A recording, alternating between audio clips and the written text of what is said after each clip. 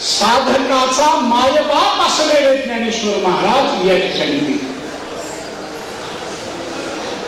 ज्ञानोबा साधकाची मायबाप म्हणूनच जन्माला. साधकाचा मायबाप दरुशने हरेचा सर्वाभूती सुखरूप ज्ञानोबा माझा. ज्ञानोबा माझा म्हणून जी एक प्रकारची स्थिती याच्या वाट्याला येत असते, तप करूनही येते, जप करूनही येते, उपवास करूनही येते, श्रवण करूनही दुःखाची स्थिती वाटायला आली. आणि ती केवळ याच कारणाने आली की त्या गोष्टीचा अभिमान. काय झाला आणि हा मोठा विनाश होतो. याच्यात मनुष्याला जे यथातथा थोडं बहुत ज्ञान झालं ते ज्ञान समोरच्या माणसाला त्याने न विचारता, त्याला गरज नसता, आपण म्हणूनच काय करावं लागतं, असं करू नये, तसं करू नये, असं केलं पाहिजे, तसं केलं पाहिजे. तुम्हाला कळत नाही म्हणून सांगतो, आम्हाला कळतंय म्हणून सांगतो. कळतंय, मला त्याचं ज्ञान झालंय. कुठे जाणार आता, मी त्या गोष्टीचा ज्ञात आहे, मी कळणार आहे. हा मीचा अभिमानच जीवनामध्ये ज्याच्याद्वारा सुखाचे सोहळे करायचे आहेत त्या वस्तूला दिसू देत. त्या वस्तूच्या समोर आलेला पडदा म्हणजे अभिमान. आपल्या स्वानंद आत्मस्वरूपाकडे आलेला, स्वरूपाच्या आड आलेला अभिमान, आपल्या स्त्री गुरुच्या संबंधी आलेला अभिमान, शास्त्राविषयी झालेला अभिमान, त्याविषयी अभिमान. मीच कोणी एक अशा रीतीचा आहे आणि अशा अभिमानाच्या चक्रामध्ये तो एक प्रकारे पडत असतो. अथवा तापसहीता तरी गुरुभक्ती ढिला. मोठा तपस्वी असेल, मोठा साधुत्व असेल, कर्तृत्व असेल, पण गुरुभक्ती म्हणजे गुरुंना मानलंच नाही, गुरुंच्या विषयी अगदी बंद पुकारलाय, गुरुचा उत्कर्ष समाप्त केला, त्यांचं नाव गावही समाप्त करून देण्याच्या उद्योगात तो राहिला. हे तर सोडा, पण नुसता जो ढिला पडला, गुरुभक्तीचं प्रेम करण्यामध्ये सुद्धा ढिला पडला. ज्ञानेश्वर महाराज म्हणतात त्याला कसं बाजूला करावं, वेदी अंत्यज व्हायला तैसा व्हायला. वेदाने अपवित्र माणसाला जसे कर्माचे अधिकार दिले नाही, याला कर्म करताच यायचं नाही, तसं याला सुद्धा जीवनातून वाळावून टाकावं. त्याचा शब्दही कामाने ऐकणं गरजेचं नाही.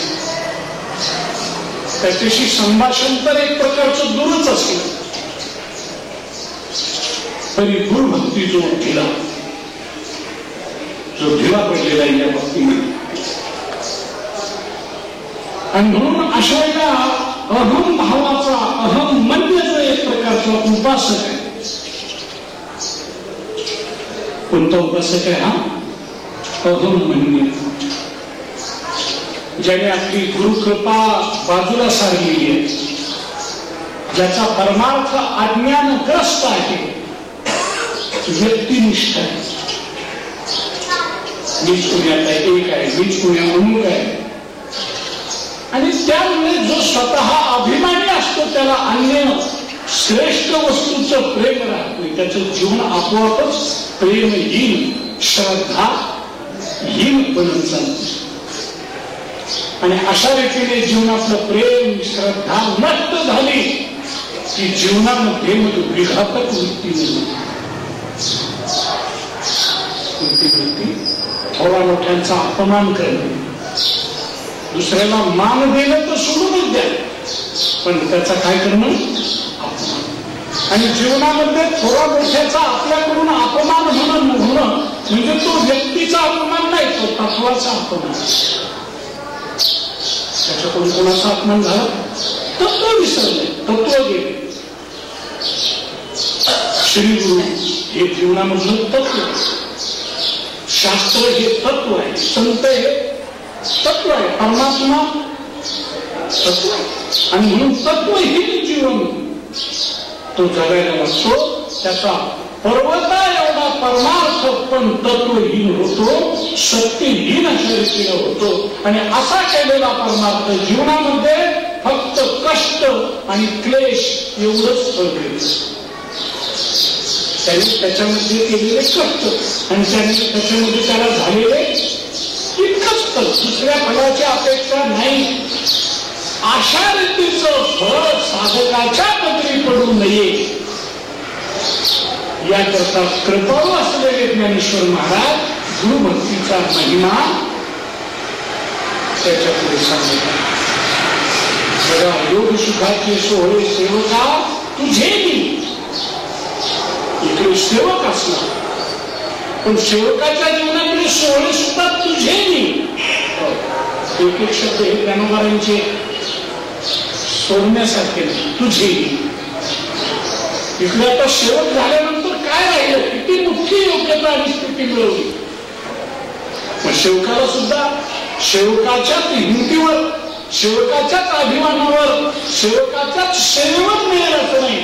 तुझे कोणामुळे मिळेल, माझ्या सेवेने मिळालं असं नाही, तुमच्याने मिळालं.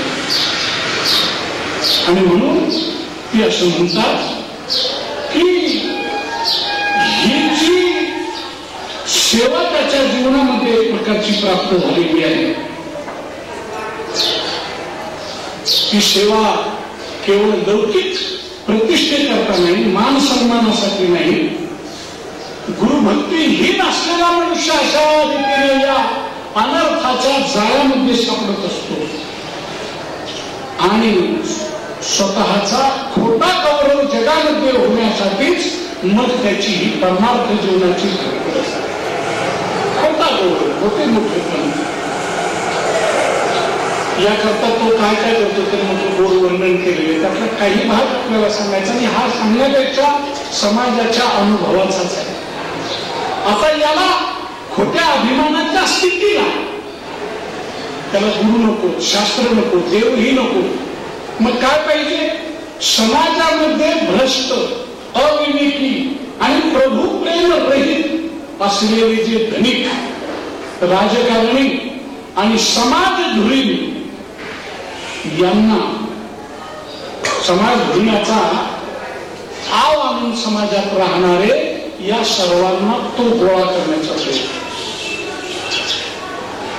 आता शिखरवरून लोकला धोंडा अशी अवस्था त्याची. शिखरातून एखादा पर्वताच्या शिखरातून दगड सुटला, मग तो आता खाली खाली जाणार आहे का वर जाणार, आणि खाली जाताना इतर दगड धोंड्यांना सुद्धा खेचळ आजळ. आणि मग जे खाली तळाला येऊन पडलेले त्याचे पहिले भावबंद नाही. पहिले भावबंद शब्द कळलं कोणती, पहिली भावबंद म्हणजे कोणते कोणाला सांगता येईल. अगोदर सुटलेले धोंडे आणि ते तळाला येऊन पडलेले त्याच्यात जाऊन हा त्याला असं वाटतं एक शिखर सोडलं पण एवढे धोंडे मिळाले. परमार्थातली ही खोटी प्रतिष्ठा. म्हणून साधकाच्या दृष्टीनं गुरुभक्ती किती महत्वाची आहे आणि त्याकरता हे चिंतन या ठिकाणी करायचं आहे. समाज घडवण्याचा आवडणारे दांभिक लोक तो गोळा करत असतो आणि मग अहमन्य पाखंडी जे लोक असतील यांचा आश्रय घेण्याचा तो प्रयत्न. एकदा खरा आणि महत्वाचा योग्य आश्रय सोडून दिला ना, मग जमेल त्याचा आश्रय तो घेतला. आपल्या मालकालाच सोडून अथवा विसरून चुकलेलं निघालेलं एखादं कुत्र बाजाराधिकामध्ये असेल तर ते कुत्र दिसेल त्या माणसाला मालक मानायचा प्रयत्न हा असेल का, तो असतो. मग त्या माणसाकडनं त्याला कुत्र्याला आशीर्वाद मिळतो का. म्हणून हे दुसऱ्याचं कुत्र आपल्याला का हुंकतंय माझ्याजवळ काय येत आहे, म्हणून जमलं तर भूताची अथवा चपलाची लाटच कुणाला मिळते, कुठल्या लक्षात मिळते. म्हणून ईश प्रेम आणि ईश न्याय ज्याला आपण म्हणतो त्यालाही हा अहंमन्य पारमार्थिक म्हणणारा अभिमानी मनुष्य मग त्यालाही जागा देत नाही, त्यालाही जीवनामध्ये तो जागा शिकत नाही. मग आता त्याचा परमार्थ ईश्वर सत्तेच्या भागात आपल्याला प्रभू सत्तेला स्पर्श करायचा आहे, श्री गुरु आशीर्वादाला स्पर्श करायचा आहे, आपल्याला शास्त्रातून ज्ञान मिळवायचं आहे. हे आता त्याच्या पुढे येतच नाही. तेवढी मोठी हानी आणि अनर्थ जीवनामध्ये होतात. ही लहान नुकसान नाही, ही संसारिका एवढी नुकसान नाही. संसारिकाचे नुकसान मोहरी एवढी, राळा एवढी साधारण आहे. पण या अहंमन्य परमार्थ करणाऱ्या अहंकारी जीवाचे नुकसान पर्वताहूनही मोठी येते, त्याची त्याला कळत नाही. तेव्हा असं म्हटलंय की मग द्रव्य, माणसं आणि अथवा राजसत्ता यांच्यात आपण मुक्त बसतो ना, हे आपल्याला मानतात ना, मग याच्यातच तो आपलं मोजमाप करण्याचा एक प्रकारचा प्रयत्न करतो. आणि देव भक्त गुरु वगैरे यांना तो दूर ठेवण्याचा प्रयत्न करत असतो. गुरुभक्तीहीन साधकाची दुरवस्था, अनास्था, दुर्दशा तिचं वर्णन त्यांनी करून कशी. आणखी एक तिसरा वर्ग आहे, आणखी एक वर्ग की तो अशा ईश्वर सत्ताधिकाला तर मानतही नाही, पण तो अमानुष्य शक्ती आपल्या जीवनामध्ये कशी मिळवता येईल. कारण वैश्विक समालोचन आहे, जागतिक समालोचन.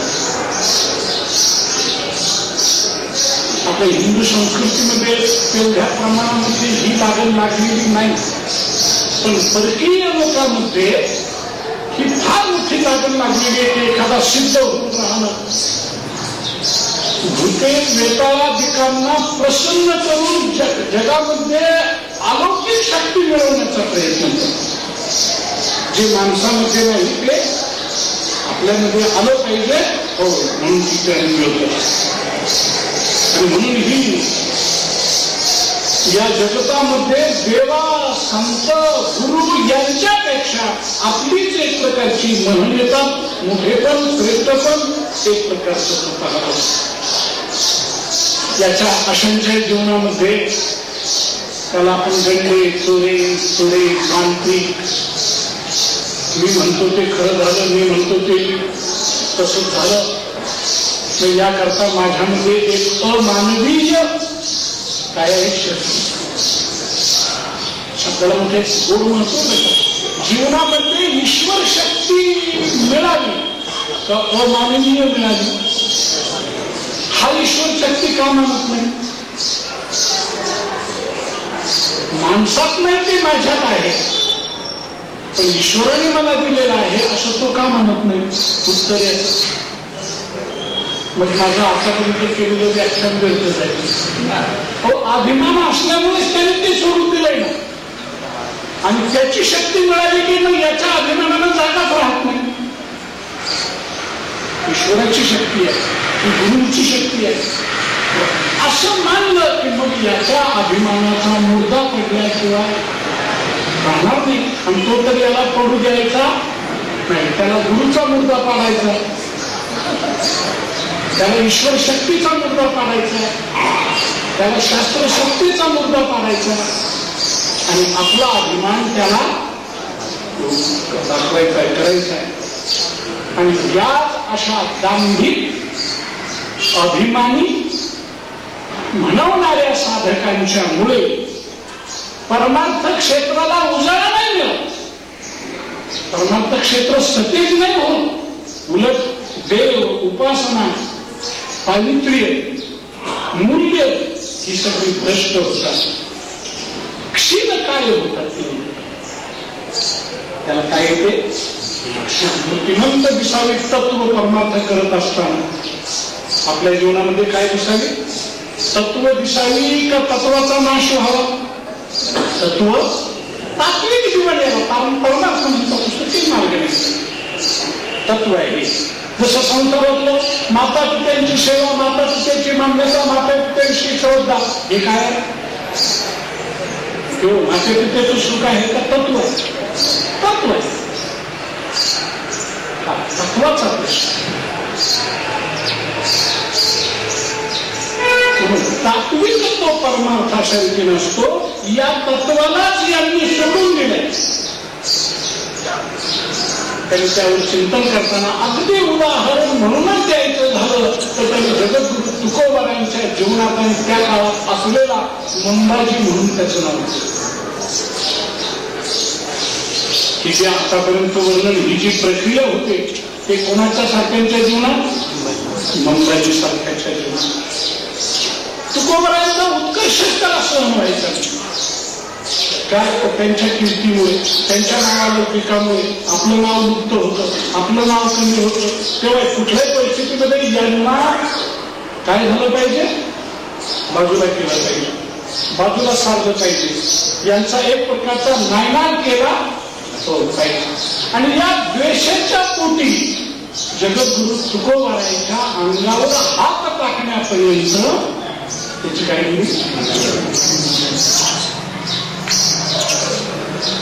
जगद्गुरु तुकोबारायांनी ही तत्वे सेवनच केली होती नव्हे, या तत्वाचा ढेकर दिलं. त्या मंबाजीबाईंनी काहीच निमित्त केलं. काय देश क्षेत्रात आली निमित्त लागतं या दुर्जनांना, दुष्टांना, सत्पुरुषांचा सज्जनांचा छळ करण्याचं नुसतं निमित्त असतं. त्या निमित्ताचा परिणाम, उपयोग परिणाम महाराजांना मारहाणच केली, कथा कीर्तनामध्ये. आणि गेले घरी जाऊन बसले. त्यांची त्यांनीच मारहाण केली, त्यांचा संताप झाला. आणि ते दुसऱ्या दिवशी जगद्गुरु तुकोबाराय पुन्हा त्याच्या घरी जातो मंबाजीच्या. आणि मला मारहाण केल्यामुळे आपल्या हातापायाला दुःख झाला असेल, त्रास झाला असेल, म्हणून त्याचीच पाय चेपण्याची क्रिया आहे. त्याचं एकच कारण आहे, जगद्गुरु तुकोबारायची एवढी विशाल वृत्ती का? त्यांना बाबाजी चैतन्यासारख्या सद्गुरूंची कृपा असते. मंबाजीच्या जीवनामध्ये एवढा हा गर्विष्ठपणा, अहंकार, कारण श्रीगुरूंची काय नाही, कृपा नाही, आपलाच अहंकार त्याने एक प्रकारचा वाढवला नव्हता, तो डोळ्याला आलेला नव्हता.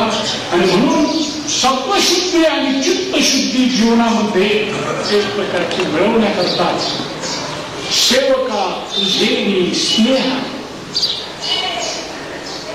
परमार्थाच्या साधकाला त्याचं पर्यवसान मुळात सेवेत झालं पाहिजे, साधनेपेक्षा. कुणाचं साधन होतं आणि कुणाची सेवा होते?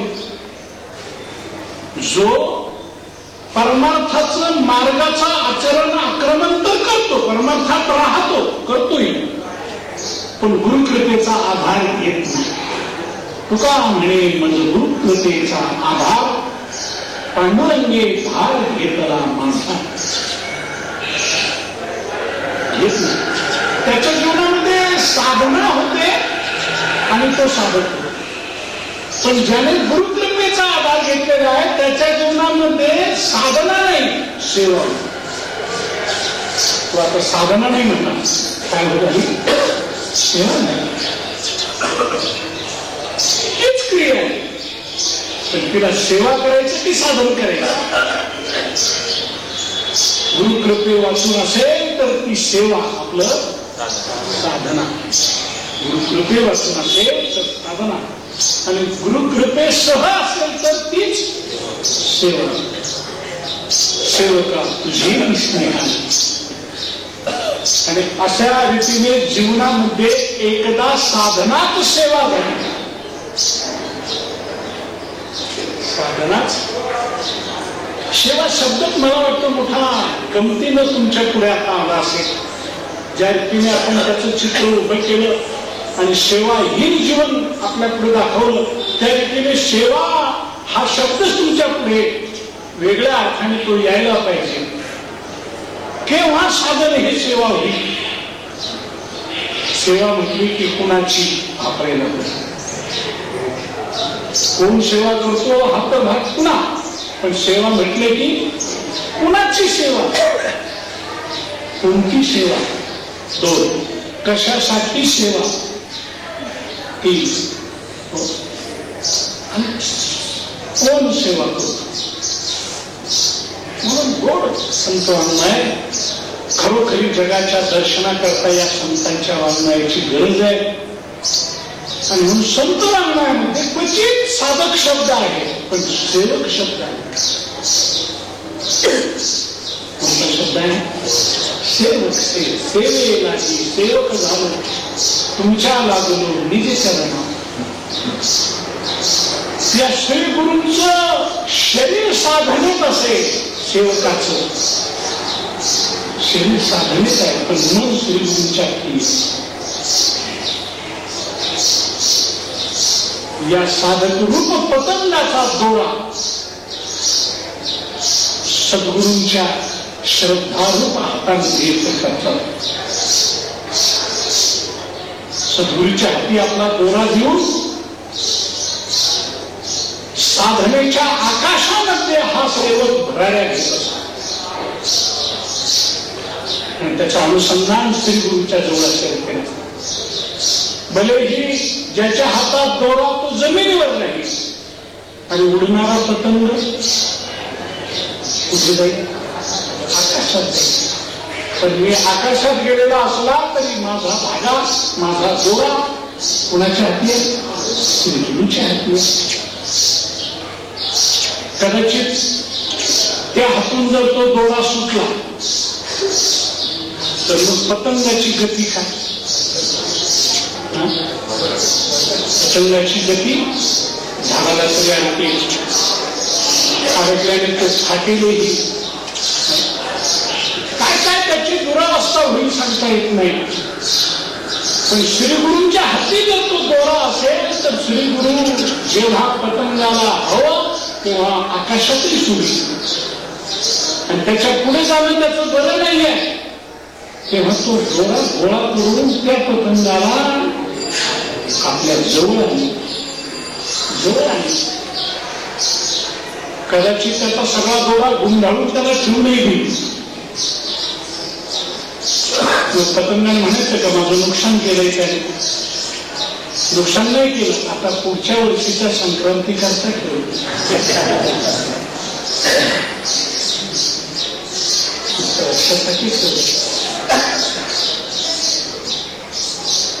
या दृष्टीनं सेवा, सेवक, स्वामी, सेवा, सेवक आणि स्वामी, आणि हे तीन शब्द जर एकत्र आले तर कोणता शब्द येईल सांगावं? एवढे दिवसाची तपस्या. चौथा कोणता शब्द? तुझे काय योग सुखाचे सोहळे. चौथा शब्द जन्माला येईल आणि तो म्हणजे सोहळा. कसा सोहळा होऊ शकतो याकरता ज्ञानेश्वरीचाच विषय पुढे आलेला आहे, आणि तो 18व्या अध्यायातील. कसा सोहळा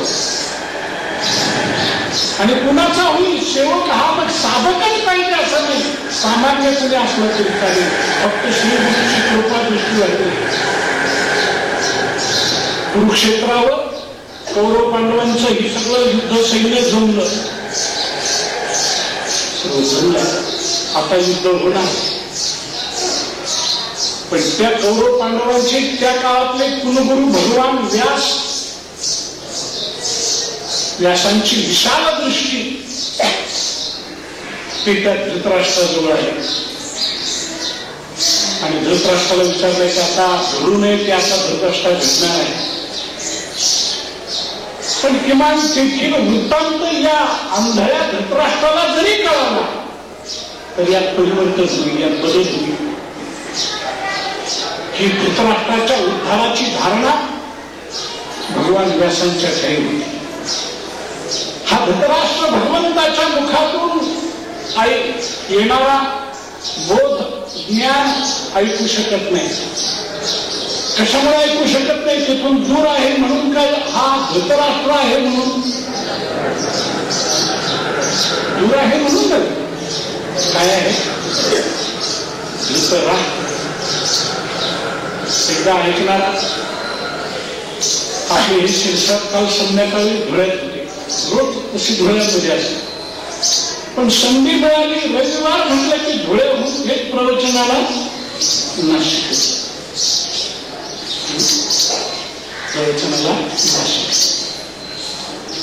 त्याच्याऐवजी अगदी सानिध्यात जवळ राहून सुद्धा काय करत माणसं ते म्हणतात नुसतं तसेच राहत. याला काय म्हणतात?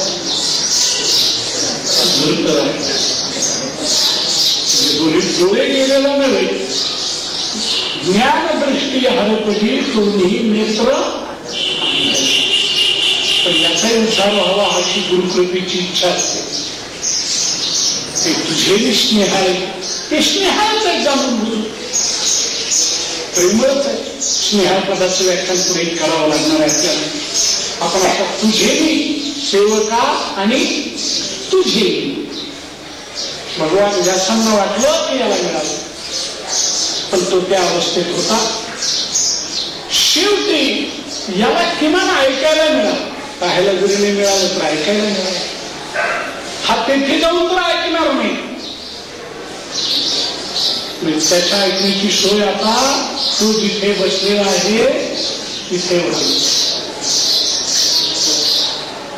तशी ही शिडीची सोय आहे असं नाही. शिडीचा उद्देश हाच आहे की इथे ऐकायला जर मिळणं कठीण असेल तर ते आपल्या घरामध्ये सुद्धा काय व्हावं, ऐकायला मिळालं. या बाबतीचं प्रवचन ऐकताना तुम्हीच विसरून जाता. पण ह्या शेवटी काल मी बघितली त्यांची शिडी. पण ती देव वागता येतो वागता उभे मला वनवासात टाकून दिल्यासारखं केलं. जसे यांच्या समोर कुणीच नाही, एकटंच बडबड केलं.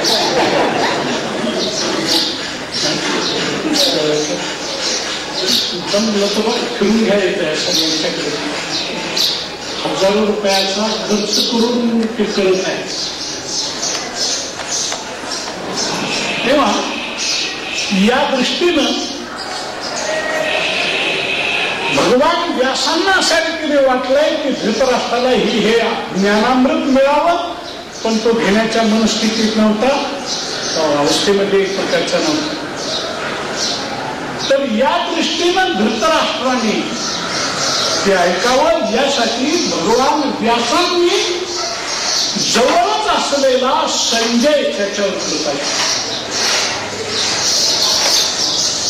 सुंदर उदाहरण गुरुकृपेच्या दृष्टीचं एक प्रकारचं प्राप्त झालं. संजय, या संजयाकडे बघितलं आणि सांगितलं संजय हा सात्विक आहे. त्याचं हृदय किमान निरभिमान, अभिमान काहीच तरी असावं. परमार्थाचा खरा प्रारंभ आधी निरभिमान वृत्तीतून होतो. आणि या निरभिमान जीवावर केव्हा कोणते गुरु कृपा करून टाकतील याचा अभिमानी जीव तसेच राहतात शेवटपर्यंत. व्यासावर कृपा केली आणि त्याला दिव्य दृष्टी काय दिली? दिव्य दृष्टी, दिव्य श्रवण, दिव्य दृष्टी, दूरश्रवण आणि दूरचेही कळणं. तीन शक्ती मिळाल्या संजयाला. सेवका तुझे मी स्नेहाय, सेवका तुझे मी स्नेहाय.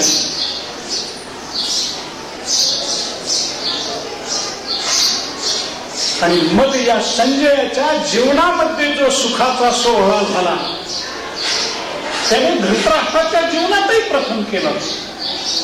पण धृतराष्ट्र अत्यंत मोहासक्त असल्यामुळे ते त्याच्या जीवनात नव्हे त्याच्या नशिबातच काय होत ते त्याच्या नशिबात ते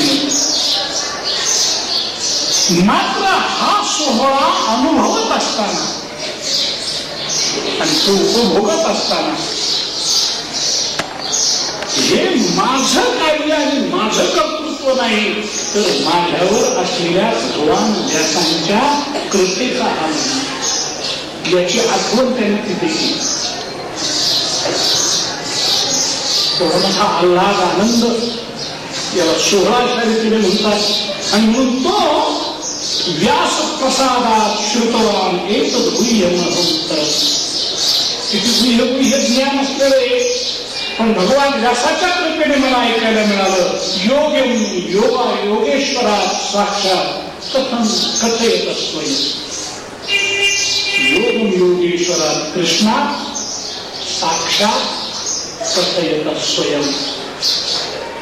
प्रत्यक्ष भगवान श्रीकृष्णही मला दिसतोय.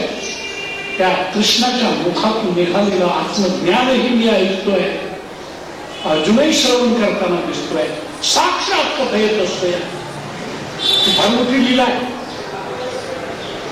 दूरदर्शनचा शोध आता लागला आणि तेही आपण प्रतिबिंबात्मक छायात्मक आभासात्मक पाहतोय.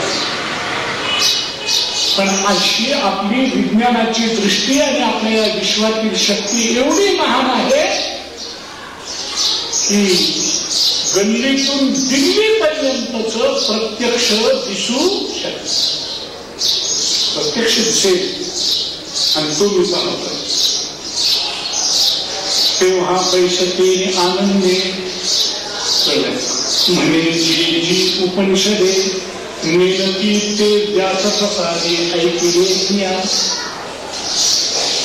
संजयाच्या जीवनात श्री गुरु व्यासांच्या कृपेने झालेला सुखाचा हा सोहळा. बैसतेने आनंदे असं तो बसल्या बसल्या बसता बसता एकदम उभा राहून म्हणतो आहे, अहो उपनिषदाला जे कळत नाही ते मी व्यासाच्या प्रसादाने ऐकतो आहे. व्यासाचे प्रसादे ऐकले शेवटी तुझे स्नेह सेवका तुझे स्नेह. सेवकत्व आहे की ज्याने आपल्या अभिमानाचं समर्पण करून टाकलं. आता जे जे करील जे जे होईल जे जे घडत आहे ते श्री गुरु कृपेने घडत आहे. त्यात मी नव्हेच व्यास प्रसादे ऐकले. त्याच्या जीवनामध्ये खरा आनंदाचा सोहळा जीवनामध्ये चालू होतो. ऐकताची ते बुद्धी ब्रह्मत्वाची कडली. आपला अभिमान नष्ट झाल्यामुळे नव्हे समर्पण केलं. अभिमानाचं नष्टपण किंवा नाहीसा करणं आणि अभिमान समर्पण करणं ह्या दोन बाबी आहेत. त्या दोन गोष्टी आहेत. श्री गुरु सेवकाच्या अभिमानाचं समर्पण असतं, विसर्जन नसतं. आणि योग्याच्या अभिमानाचं झालं तर विसर्जन, नाहीतर उलट वाढ होते. मृत्यूपणीशी दिठी विरून गेली. संजय म्हणतो हे ऐकल्याने आणि या व्यासांच्या कृपेने काय काय घडलं तर मृत्यूपणीशी गोठी विरून गेली. आता मी पणही राहिलं नाही म्हणून तू पणही राहिलेलं नाही. अहो अर्जुनाचे विषय आपणाचे तेची तुझे ऐसे नटोने आपणया उद्देशे बोलले. आता हत्रांची पोटात दुसरा सोहळा. व्यास आणि संजय ही गुरु शिष्याची जोडी आहे. पण त्या पोटामध्ये संजय तो अनुभव सांगताना तो म्हणतो की स्वतः भगवंताने आपला स्वतःचाच सोहळा अर्जुनाच्या निमित्ताने केला. अर्जुनाला निमित्त केलं पण आपल्याच विद्येचा जो सोहळा त्याला करायला पाहिजे होता आपण त्याची तुझे ऐशी. अर्जुनाच्या निमित्ताने आपल्याला दुसऱ्या ठाई निर्माण केलं पाहिजे. अर्जुनाचं रूप देवाचंच आहे प्रभूच्या कृपेमुळेच अर्जुन अर्जुन झाला म्हणजे कुंतीच्या पोटी जन्माला आला असा त्याचा अर्थ नाही की ईश्वर सृष्टीत तो स्वतंत्र भाग आहे. पण अर्जुनाची ज्ञान जिज्ञासेची भूमिका, कर्म, अनन्यता हे सगळे लक्षण भगवंताने कोणाला दिले? म्हणजे अर्जुन आपण ते तुझे यायचे, आपण स्वतःच अर्जुन करून बसतो आपल्या ठिकाणीही आपण, आणि अर्जुनाच्या ठाईही याला नको मी आपण या मुक्तीशी. तुका म्हणे आपली प्रार्थना दररोजची, तुका म्हणे तूची खेळे दोही नाही. दोन्ही ठिकाणी कोण खेळतोय?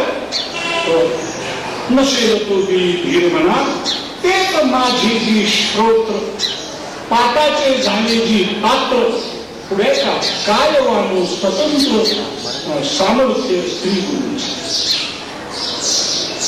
स्वतंत्र सामर्थ्य श्री गुरूंचे. या श्री गुरूंच्या स्वतंत्र सामर्थ्य आता कोणासाठी वेळ समाप्त होऊ लागलेली आहे, पण स्वतंत्र सामर्थ्य याचा अर्थ पुढच्याची योग्यता आहे की नाही इकडे न पाहताना त्यांच्याच सामर्थ्याने ते अशी योग्यता आणून त्यांच्या सामर्थ्याने काय करतात? ती योग्यता देतात. म्हणून या देखील राजन संस्कृत संस्मृत्य रूपमत्यभूतम हरे हे विस्मयो मे महान राजन ऋष्यांश मुहुर्मुहु. तो म्हणतोय ऐशे श्री कृष्ण अर्जुन संवाद संगमी स्नान करुणी देत असे तिळदान अहंतेचे. तिळदान अहंते हा योग सुखाचा सोहळा. आपल्या अहंतेला तिळांजुळी देऊन कोण्या दिवशी देत असतात? तिळांजुळी राहिल्याच्या दिवशी गेलेल्याचा असलेल्यांनी संबंध तोडण्यासाठी काय देतात? तिळांजुळी. मग सुतक मुक्त. तसं अहंकाराच्या बाबतीत आपण सुतक मुक्त व्हायला पाहिजे. ते सुतक तसंच ठेवून परमार्थ चालूया, त्याची दशक्रिया केली पाहिजे. कशाची? अहंकाराची, अभिमानाची. करुणी देत असे तिळदान अहंतेचे अशा रीतीचा साम्राज्य सुख सोहळा संजयाने या ठिकाणी एक प्रकारचा अनुभवलेला आहे. आणि संजय म्हणतो देवा व्यास प्रसादा हे जे घडतंय ते भगवान व्यासांच्याच कृपेने सेवकाच्या जीवनामध्ये स्वतःच्या अस्तित्वाला जागाच नाही, त्याने स्वतःचं समर्पण एक प्रकारचं करून टाकलं. आणि या समर्पणामध्ये जेवढे गुरु तेवढा हा शिष्य होतो, जेवढे गुरु तेवढा तो एक प्रकारचा होतो. म्हणून लचका तोडून होत नसतो. चोरी केली म्हणजे त्या मालकाचं एखादी वस्तू, एखादा पदार्थ नेला तर त्याचं धारण केलं, एखादी वस्तू नाही त्याला चोरी म्हणतात आणि त्याला चोर म्हणतात. चोर ठरतो. पण मुलगा मात्र वडील हे माझं रूप आहे, जे आहे ते त्यांचं आहे, मी त्यांचा पुत्र आहे, या नात्याने वडिलाच्या सर्व वैभवाचा पुत्र काय होतो?